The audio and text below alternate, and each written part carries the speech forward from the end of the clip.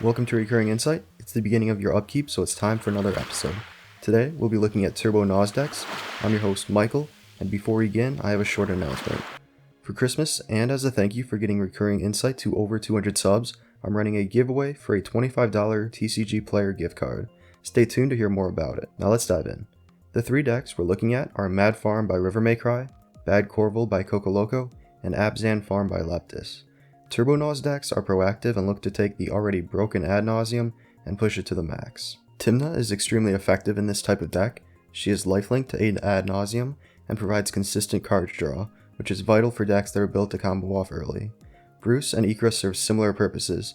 They both keep your life total high. Korvold serves as a card draw engine and a soft outlet for several combos. Speaking of which, let's take a look at the various combos being run.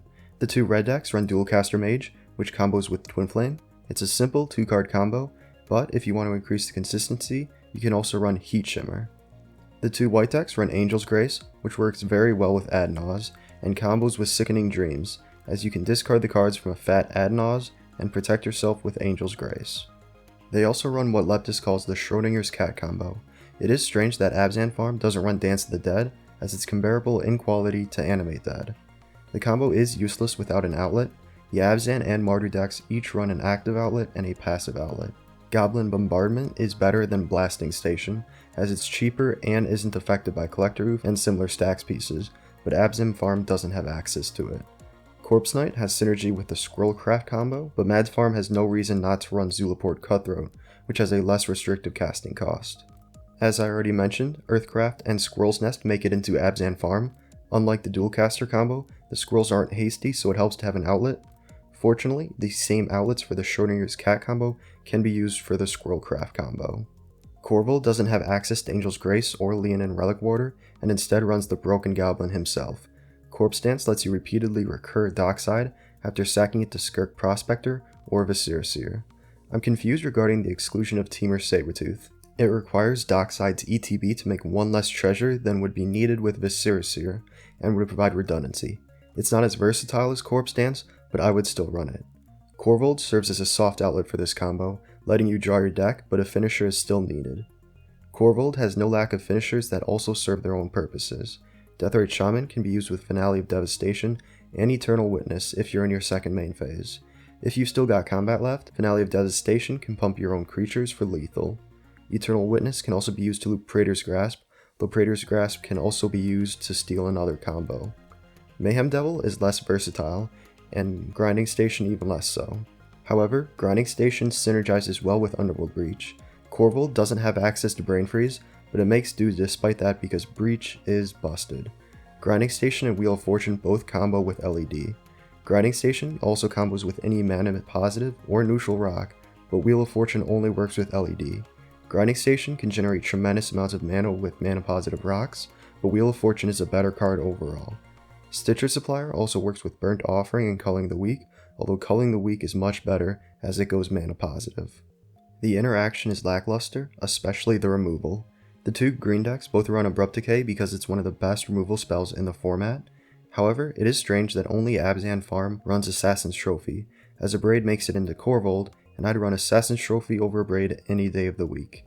Abzan Farm also runs Nature's Claim, which is understandable. Gorilla Shaman in Mad Farm is a new one for me. It's less than optimal removal, but it's repeatable and serves as an attacker for Tymna. Despite lacking blue, they run more stack interaction than they do removal.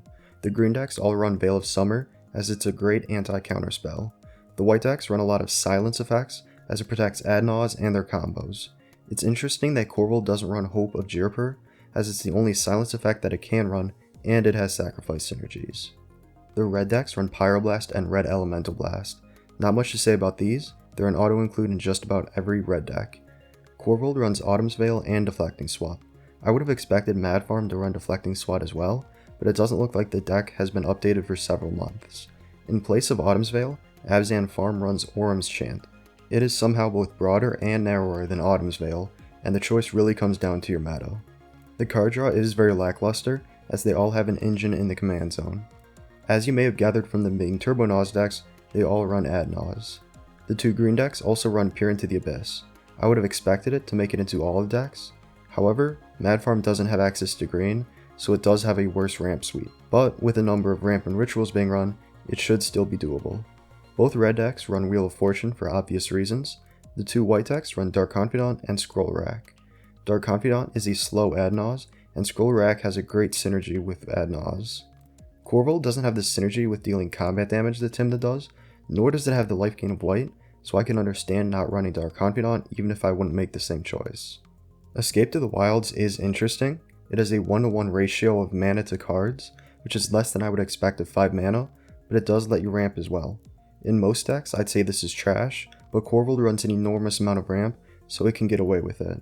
Jessica's Will, on the other hand, is always good, serving as ramp and card draw. Mad Farm doesn't run it, but the deck doesn't look like it's been updated to include Commander Legends, so I would expect it to make the cut. Korvold is the only deck which can run Manamorphose, which serves as a mana filter that cantrips. Hard to argue with that. Wheel of Misfortune is a little less straightforward. Turbo-Naus decks care more about their life total than any other deck, so Wheel of Fortune is going to be more detrimental to us than other decks. However, it is still a wheel and Korvold is very card hungry. Mad Farm runs Sensei's Divining Top, which is a good card in decks without access to blue. However, there aren't any top deck synergies, so I'd put this as one of the first cuts to be made. The decks do run a high density of tutors, but strangely not as many as I expected. Black is the one color they all have in common, and they're all very proactive, so there's going to be a lot of overlap. The 4 I want to bring your attention to are Diabolic Intent, Praetor's Grasp, Tainted Pact, and Wishclaw Talisman. All of the decks have a good amount of creatures, so Diabolic Intent works well. Praetor's Grasp lets you either steal a combo piece, or, more often, a tutor, and Tainted Pact can be used with a Stolen Thoracle, or as a high-risk tutor. Wishclaw Talisman is a very popular tutor in proactive decks, and shines in farm decks, as they can leverage one card into a win. The 2 green decks run Crop Rotation, as it can be used to grab Osiju who shelters all, which makes Ad Naus uncounterable. Finale also works as a finisher with infinite mana, and grabs Dockside for Korvold. Abzan Farm, however, only has one creature involved in a combo, which is Leonin Relic Warder, and Relic Warder needs to be in a graveyard, so it doesn't need Finale or Worldly Tutor like Korvold does. The 2 white decks run Enlightened Tutor, as they both rely on enchantments for Schrodinger's Cat. They also run Ranger Captain of Eos, as it can grab Relic Warder or serve as a silence effect. The 2 red decks run Gamble, which is very common in proactive decks. Unsurprisingly, the decks run a limited Stax package. Opposition Agent makes it into Korvold and Abzan Farm because it's too good not to run. I expected to make it into Mad Farm after the next update. Mad Farm does, however, run Tithe Taker, which serves as a worse Grand Abolisher. With all of the decks having black and 2 of them having green, they have access to the best recursion in the format. The white decks run the recursion enchantments for Schrodinger's Cat, except for Dance of the Dead, which doesn't make it into Abzan Farm. As mentioned earlier, Korvold runs Corpse Dance for the Dockside combo. Both green decks run Noxious Revival because Fire Action mana was a horrible mistake. Only Korvold runs Regrowth, however. It is a slower card, but it gives you another shot at Ad Naus or a combo. Korvold doesn't run Relic Warder, so it can run the cheaper Reanimate. The main target is Dockside, so Unearth makes it in as well. Underworld Breach is broken, so of course Korvold is going to run it. However, I would have expected Mad Farm to be running it as well. The ramp is surprisingly diverse considering the similar game plans and overlap in colors. They run the best fast rocks, running Grim Monolith, Mana Vault, and Mox Opal to support the deck's speed. They also all run the best black rituals, most notable of which is Reign of Filth. The only mana negative rocks they have in common are Arcane Signet and Felwar Stone. Both green decks run Deathrite Shaman and Elves of Deep Shadow, but after that there's more variance. Only Abzan Farm runs Arbor Elf and Avacyn's Pilgrim, as Korvold prefers ramp with sacrifice synergies and artifacts. However, only Korvold runs Birds of Paradise, which I find odd. Birds of Paradise is a green staple for a reason. I do want to point out the relative lack of dorks, as artifacts and rituals allow for more explosive turns. Let's look at the enchantments. Carpet of Flowers is a green staple and makes it into Korvold and Abzan Farm. Exploration is an alright card, but Korvold eschews it for cards with more synergy and artifacts. Smothering Tithe is a solid choice for the white decks. Like Exploration, Korvold has cut Utopia Sprawl and Wild Growth for cards with more sacrifice synergy and artifacts. Somewhat ironically, Korvold doesn't run Bloodpet, Krosan Wayfarer, or Overeager Apprentice. Bloodpet makes it into both, Wayfarer is run in Abzan Farm, and Mad Farm runs Apprentice. They both have their pros and cons. Wayfarer is better in the long run, while Apprentice hits your hand for more mana. Korvold does run Orcish Lumberjack, Skirk Prospector, and Tinderwall, which are better than Wayfarer and Apprentice. The Spirit Guides make it into the decks that can run them, as they serve as rituals that don't require any cost. The rituals better reflect Korvold synergies, running 3 cards that sacrifice creatures for mana. Mad Farm already runs creatures that sacrifice themselves, but it does run Infernal Plunge, which doesn't care about the CMC of the creature sacrificed, which is good, as the creature is going to tend towards lower CMC. Jeska's Will is very powerful, and expect that Mad Farm would run it like Korvold does after the deck is updated. Both red decks run Rite of Flame, but only Mad Farm runs Seething Song. It isn't my favorite ritual, as it's difficult to spend all of the red mana, but without access to green, Mad Farm has limited options. I will also grudgingly admit that it can be useful when storming off. Korvold runs the Golgari Talisman and Signet, and the Rakdos Talisman. Golgari is better than Rakdos, and Talismans are better than Signets, so it makes sense that it doesn't run Rakdos Signet. However, Rakdos Signet and Talisman of Indulgence make it into Mad Farm, along with Orzhov Signet and Talisman.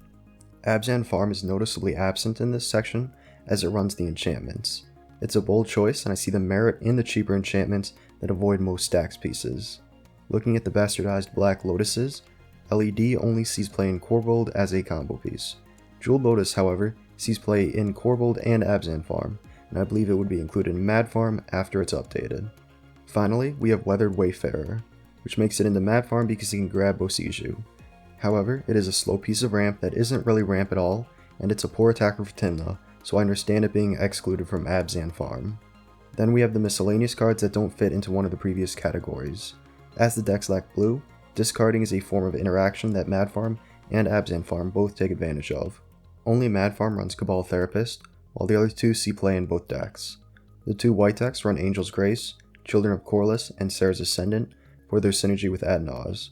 Only Korvold runs Stitcher Supplier as a combo piece. Finally, we have the farm animals that are included for their synergy with Tymna. Mad Farm has access to Loyal Apprentice, while Abzan Farm settles for Stonecoil Serpent. However, both run Memnite as a free farm animal. Now that we've looked at the specific cards, let's look at a general overview. The interaction is lackluster, but it is interesting that the stack interaction surpasses the removal. It's understandable, as they're focused on protecting their Ad Naus and combos rather than controlling the board. They all have draw engines in the command zone, so the card draw suite doesn't need to be extensive, but they run a good amount of tutors. As per active decks, they run a few Stax pieces, but have a high density of ramp. Additionally, with a focus on Ad Naus, the average CMC for each of them is under 1.3, which means that the typical Ad Naus rate is at least 3 cards for 4 life. Regarding their position in the meta, I'd put Tymna and Bruce at 3rd. They're running the 2 worst colors, and losing green is a massive blow. I'd then rank Tymna and Ikra a close second, because although white has better synergies with Ad Naus, Korvold has access to Dockside and Breach, both of which are powerhouses that bad Korvold uses well. And there we go. I personally enjoyed the Mad Farm list the most. I have a soft spot for Mardu decks, and this list had some interesting pieces of tech. Let me know which one is your favorite in the comments. Credit goes to RiverMayCry, Cocoloco, and Leptys for the decks, and Scryfall for the images. You can find the links to the decks in the description. Thank you all so much for watching and getting us to over 200 subs, I really appreciate it. Now, for the giveaway, you can find the links to the survey and rules for the giveaway in the description. The survey shouldn't take too long to fill out. It'll gather some info I need to run the giveaway and ask for your feedback about the channel so I can continue to grow and improve. The promotion will run from 12/25/2020 to 12/31/2020, and after that I'll select a winner and 3 runners-up. You'll hear from me if you're the winner, and I'll make an announcement about it in the following video. You're not required to be subscribed to enter, but if you like the video, feel free to like, share, and subscribe. I'm your host, Michael, and I'll see you at the beginning of the next upkeep for another episode of Recurring Insight.